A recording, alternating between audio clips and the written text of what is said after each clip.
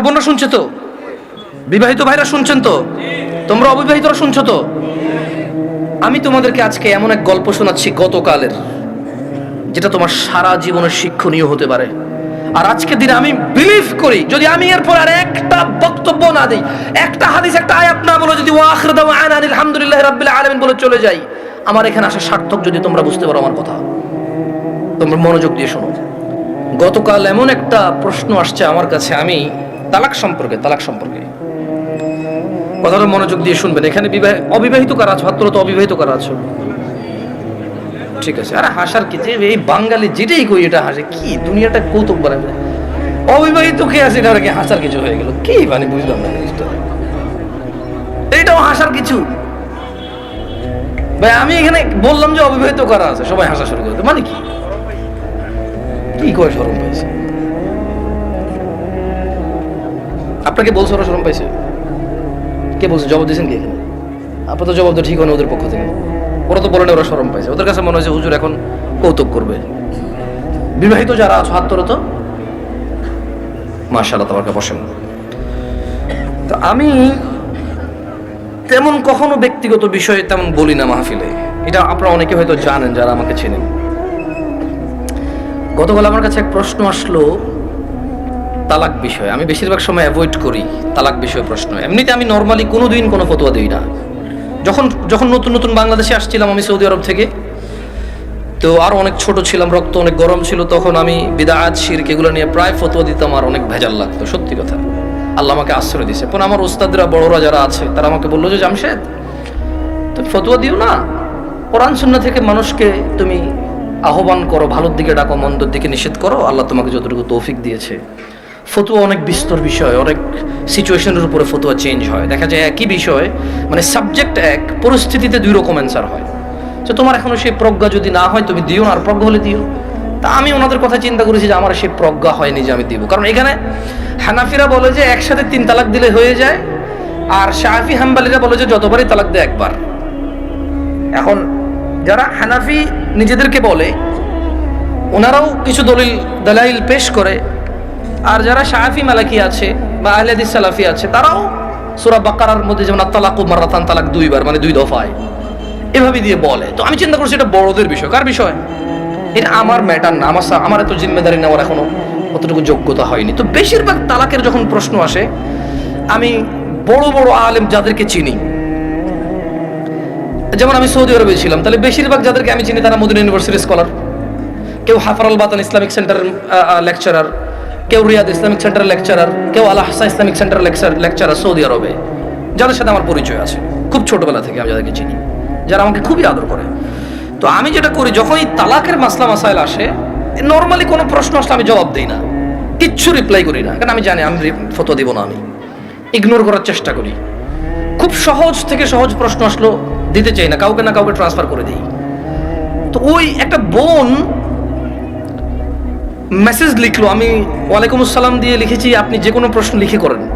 তখন সে লিখে প্রশ্ন করলো যে তালাকের বিষয়। আমি বললাম যে আমি তালাকের বিষয়ে ফতোয়া দিতে জানি না, আমি একজন বড় আলেমের নাম্বার দিচ্ছি, আপনি ওনার সাথে কথা বলে আপনি জেনে নেন, হোয়াটসঅ্যাপে মেসেজ দিয়ে ওনাকে কল করেন, সমস্যা নেই। এখন উনি আমাকে একটা ভয়েস মেসেজ পাঠালো যে ওনার হাজব্যান্ড ওনাকে তালাক দিয়েছে 3 বার। এখন উনি নানা হুজুরের কাছে গিয়েছে যে উনি এখন এই স্বামীর ঘর করতে পারবে কিনা, ওনার স্বামী অনুতপ্ত, উনিও অনুতপ্ত। আমার বোনরা শুনছে তো? না, আমার বোনরা শুনছে তো? বিবাহিত ভাইরা শুনছেন তো? তোমরা অবিবাহিতরা শুনছো তো? আমি তোমাদেরকে আজকে এমন এক গল্প শোনাচ্ছি গতকালের, যেটা তোমার সারা জীবনের শিক্ষণীয় হতে পারে। আর আজকের দিনে আমি বিলিভ করি, যদি আমি এরপর আর একটা বক্তব্য না দিই, একটা হাদিস, একটা আয়াত না বলে, যদি ওয়াখির দাওয়ানা আলহামদুলিল্লাহি রাব্বিল আলামিন বলে চলে যাই, আমার এখানে আসা সার্থক। যদি তোমরা বুঝতে পারো আমার কথা, তোমরা মনোযোগ দিয়ে শোনো। তো বললো যে আমি বেশ কিছু হুজুরের কাছে যতটুকু আমাকে বলেছে যে আমি আহমদুল্লাহ হুজুরকে মেসেজ করেছি, উনি রিপ্লাই করেনি, আমি আজহারি হুজুরকে মেসেজ করেছি, রিপ্লাই করেনি, আমি আব্দুর রাজ্জাক বিন ইউসুফ হুজুরকে মেসেজ করেছি, উনি রিপ্লাই করেনি, আমি কুয়াকাটা হুজুরকে মেসেজ করেছি, রিপ্লাই করেনি, আপনি জামশেদ মজুমদারের ফেসবুকে মেসেজ করেছি, রিপ্লাই করেননি, এর মধ্যে কেউ রিপ্লাই দেয়নি। আপনি আমাকে ওয়ালাইকুম আসসালাম রিপ্লাই দিয়েছেন হোয়াটসঅ্যাপে মেসেজ দেওয়াতে। আমাকে একজন হুজুর বলল আমি আমার স্বামীর সাথে থাকতে পারবো একটা হারাম কাজের মাধ্যমে। কি কাজের মাধ্যমে? হারাম কাজের মাধ্যমে। আমি চিন্তা করলাম, হুজুর যদি বলে হারাম কাজের মাধ্যমে থাকতে পারে, তাহলে হুজুর নিজে তো এটাকে হারাম বলছে, জিনিসটা কি? তখন আমি বোনকে আর সাহস করে কিছু না বলে আমি শেখ মুস্তাফিজুর রহমান বিন আব্দুল আজিজ আল মাদানী হাফিজাহুল্লাহ, উনি সৌদি আরবে হাফারুল বাতান ইসলামিক সেন্টারে ছিল, খুব আদর করে আমাকে। আমি বললাম যে আমি একজন বড় আলেমের নাম্বার দিচ্ছি, আপনি ওনাকে কল দিয়ে আপনার মাসালাটা জেনে নিন, আমাকে আপনার পুরো কথা খুলে বলার দরকার নাই, আপনি ওনার সাথে ডিসকাস করেন। ঠিক 2 ঘন্টা বা 3 ঘন্টা পর উনি আমাকে মেসেজ দিল যে হুজুর আমি একটু আপনার সাথে কথা বলতে চাই। আমি বললাম যে আমি আপনার সাথে কথা বলবো না, আমি আপনাকে যার নাম্বার দিয়েছি যদি ওনার কথায় আপনার কিছু বুঝে না আসে তাহলে আমার কথা আপনার বুঝে আসবে না। বলে যে না হুজুর, ওনার সাথে আমার স্বামী কথা বলেছে, তবে আমার স্বামী একটা বিষয় গোপন করে কথা বলেছে, গোপন করে কথা বলার পরেও হুজুর বলেছে যে তালাক হয়ে গেছে, কিন্তু এখন আমার স্বামী হাফেজে কোরআন, আলেম পাস, আমার স্বামী বলছে তালাক হয় নাই। আমি বললাম যে ওকে, আপনি শেখকে কল করে বলেন যে আপনার স্বামীটা গোপন করেছে। বলে যে আমি ভয় পাচ্ছি ওনাকে কল দিতে, কারণ আমার স্বামী কথা বলেছে, উনি আবার কি মনে করে। আমি বলছি উনি কিচ্ছু মনে করবে না, আমি ওনাকে ফোন দিচ্ছি, আপনি কথা বলেন। ভদ্রমহিলা কথা বলবে না। তখন জোহরের টাইমের সময় হয়েছে, আমি ফোন দিলাম এবার, মানে আমার একটু মেজাজ খারাপ হয়েছে। কি খারাপ হয়েছে? মেজাজ খারাপ হয়েছে। ওই ভদ্রমহিলা আমাকে বারবার বলতে চেষ্টা করতেছে যে আমার একটা বাচ্চা আছে, যদি এখন আমরা স্বামী স্ত্রী আলাদা হয়ে যাই আমার বাচ্চাটার কি হবে, কনসার্ন কোথায়? বাচ্চা। আমি কল করলাম, কল করে বললাম আপনি তালাক হয়েছেন বা হন নাই, আমি কি এরকম কিছু বলছি? বলেছেন না। আমি বললাম ধরে নেন আপনার স্বামী আপনাকে তালাক না দিয়ে যদি গলা একটা কোপ দিত, আপনার গলাটা কাটতো কিনা? বলে যে কাটতো। আমি বললাম তালাক দিল, তালাক হবে। এবারে হুঁশে দিছে না বেহুঁশে দিছে, রাগ করে দিছে না আদর করে দিছে, মজা করে দিছে নাকি দুষ্টামি করে দিছে, এইটা ম্যাটার না। আপনার স্বামী যদি আপনাকে 5 তলা বিল্ডিং থেকে রাগ করে অথবা রাগ না করে হাসি মুখে অথবা দুষ্টামি করে যদি আপনাকে ধাক্কা দিত, আপনি কি পড়তেন 5 তলা থেকে? বলে যে পড়তাম। তাহলে আপনার কেন মনে হচ্ছে না যে আপনার স্বামী আপনাকে রাগের মাথায় তালাক দিলে হবে না?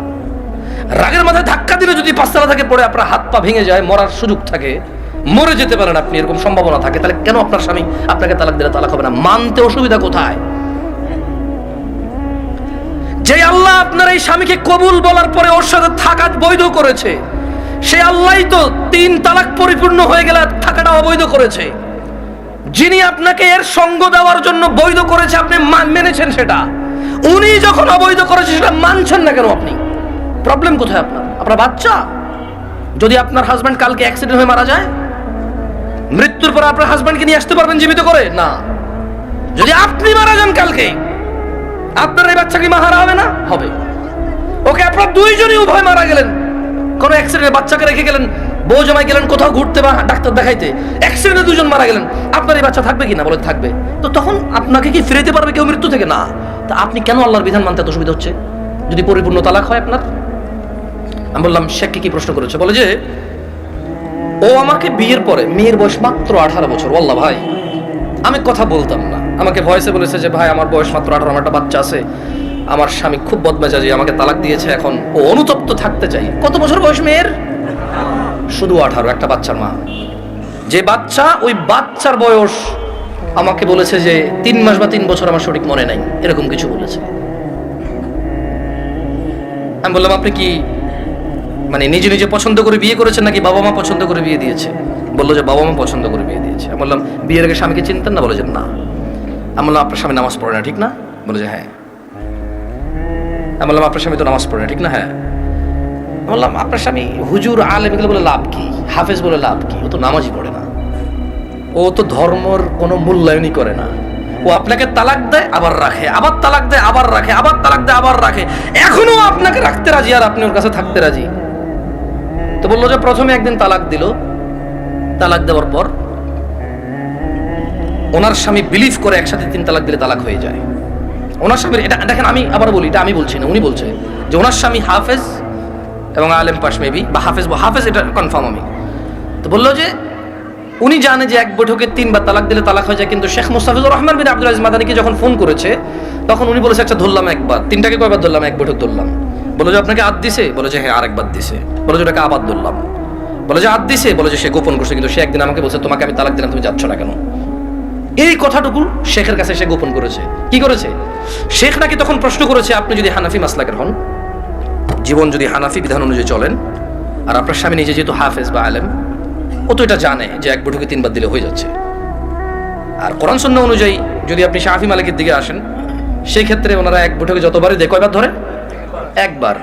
তো বলো যে অনেক সময় আমরা ফতোয়া দেই যে ঠিক আছে, মানে আপনি হানাফি কোনো বড় বিজ্ঞ আলেম থেকে মাদ্রাসা থেকে ফতোয়া নিয়ে ওনারা লিখিত ফতোয়া দেয় কি সেটা আপনি জেনে নেন। মানে তালাক নিয়ে তেমন কেউ ভেজাল করতে চায় না, কারণ মারামারি কাটাকাটি হয়ে যাবে, বোঝেন নাই, মিছিল মিটিং হয়ে যাবে। এক গ্রুপ বলবে তালাক হয়ে গেছে, আরেক বলবো হয় নাই, বলবে যে জানা করতেছে ও হুজুরের কথায়। ভাই এটা বিশাল বড় একটা প্রবলেম, বুঝছেন না বোঝেন নাই? সত্যি আমার পক্ষে সলভ করা সম্ভব না। তখন আমি ওই বোনকে বললাম যদি আপনার তালাক হয়ে যায় চলে যান, ইদ্যত পালন করে কোথাও বিয়ে বসে যাইয়েন, আর পরবর্তী স্বামীর যত্ন নিয়েন। এটা করে দিয়েছে। তো আমি মহিলাকে বললাম যে আপনার তালাক হয়েছে বা হয় নাই ফটো দেওয়ার আমার যোগ্যতা নাই। আপনি যদি মনে করেন আপনার স্বামী গোপন করেছে শেখের সাথে, তালাক একবার তালাক দিছে যেটা গোপন করেছে, আপনি ওনার সাথেই কথা বলেন। আমি আমার বোনদেরকে বলবো, বোন ও আচ্ছা, আমি ওই মেয়েটাকে এতটুকু বললাম যে যেই ছেলে আপনাকে 3 বার তালাক দিল, 3 বার, আপনার কাছে কেন মনে হয় ও চতুর্থবার দিবে না? আবার আপনার কাছে কেন মনে হলো যে ও চতুর্থবার দিবে না? আর এই তো আপনি এই স্বামী ছাড়া থাকতে পারবেন না, আপনার একটা বাচ্চা আছে, কেন আপনি স্বামীর সাথে এমন ব্যবহার করলেন যে ও তালাক পর্যন্ত গিয়ে পৌঁছালো? ওর উপায় কি? ওই বেচারার উপায় কি? ধরলামও খারাপ, ওর চেয়ে নিকৃষ্ট পুরুষ আর এই পৃথিবীতে আমি ধরে নিলাম। আপনি যদি ওর সাথে এমন ব্যবহার করেন যে ও তালাক দেওয়া ছাড়া রেখে উপায় নাই, একটা ঘরে আগুন লেগে গেছে, বের হবে না মানুষ বের হবে না? এই দরজা বন্ধ, সেই দরজা বন্ধ, সেই দরজা বন্ধ, জানালা দিয়ে হলো তো মানুষ বের হবে না? তা আপনি এমন এক সংসারের মধ্যে কেরেঙ্গাল লাগাই দিয়েছেন, কিচ্ছা কাহিনী লাগাই দিয়েছেন, এমন এক অশান্তি লাগাই দিয়েছেন, ও আর তালাক ছাড়া বেরোতে পারছে না এখান থেকে।